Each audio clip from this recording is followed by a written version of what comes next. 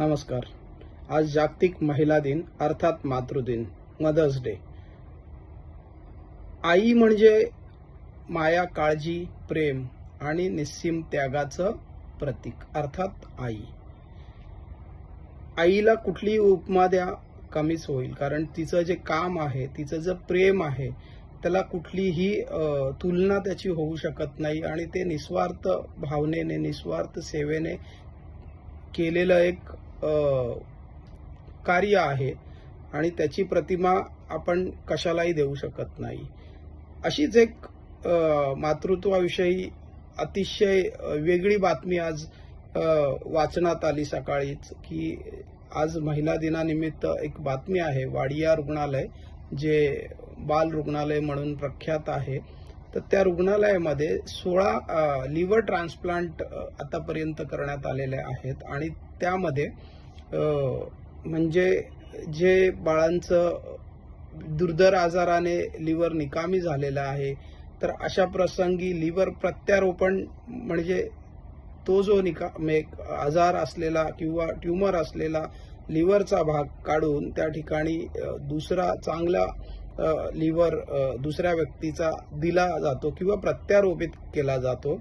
तर अशा वेळी घरातलं एकतर कोणीतरी लाईव्ह डोनर येऊ शकतं आणि नाहीतर मग जे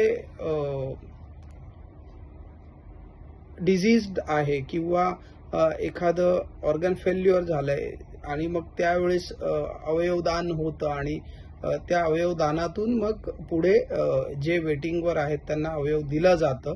अशा पद्धतीचं अवयव प्रत्यारोपण होतं. आता या स्टोरीमध्ये, बातमीमध्ये असं दिसून आलं की 70% जे अवयवदान झालेले आहेत, तर ते त्या मुलांचे आई म्हणजे माता ज्या आहेत त्यांनी समोर येऊन आपल्या बाळासाठी अवयवदान केलेलं आहे, लिव्हर दान केलेलं आहे आणि म्हणून त्यांचा पुन्हा एकदा त्यांना नव्याने जीवन भेटलेलं आहे. एकदा तर त्यांना जन्म दिल्यावर जेव्हा आईला पण एक पुनर्जन्मच होतो असं म्हटलं जातं आणि त्या बाळाचाही एक जन्म असतो. आणि नंतर आत्ताही लिव्हर अवयव प्रत्यारोपण करताना, लिव्हर डोनेशन करताना, तर त्यावेळेसही त्यांनी अवयवदान करत स्वतःला आणि बाळालाही एक नवीन जीवनदान दिलेलं आहे.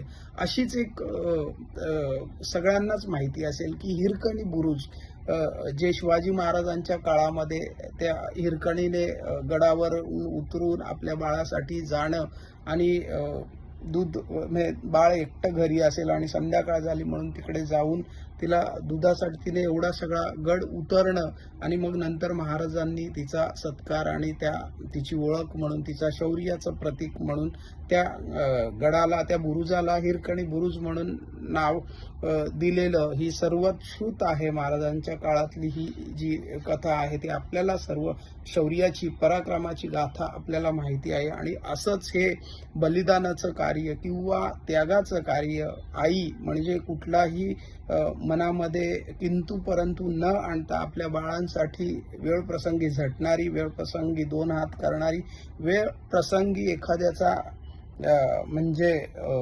कुठल्याही याला जाऊन प्रतिकार करणारी ती आई असते. आणि या आईविषयी जितकं बोलू तितकं कमीच आहे.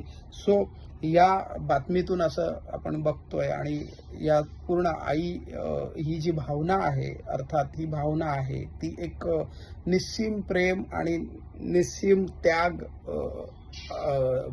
केलेलं एक प्रतीक आहे. आणि अशा या मातृदिनाला, या मातेला आम्ही वंदन करतो आणि सदैव त्यांचा अभिमान बाळगतो. मातृदिनाच्या तुम्हा सर्वांना खूप खूप शुभेच्छा.